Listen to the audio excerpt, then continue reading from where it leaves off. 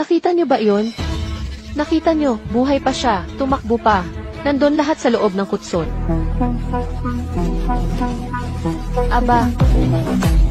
Kung may alupihan, gagamba, at iba't ibang insekto sa bahay. Isang lagay lang, mawawala na ang mga insekto. Di mo na kailangang habulin. Hanapin ang pugad, isang gamitan lang patay na 30 panandang pandagdag na insekto. Sa buong tag-init, isa lang solusyon. Amoy mabango pa ang kumot mo. Sobra pa sa mabango. Pagkatapos gamitin, pati damit mo mabango. Amoy sariwa ang buong kwarto.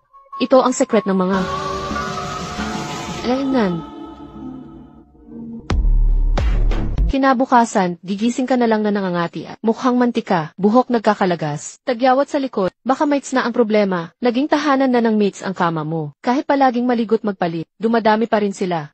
Subukan ang camphor balls na ito. Maiiwasan ang mites. Ihagis lang sa kama at unan. Ihagis lang sa mga sulok na hindi naaarawan. Mabango pa ang amoy. Amoy presko ang kumot. Talagang mabango. Pagkatapos gamitin, pati damit mo mabango. Amoy fresh na fresh.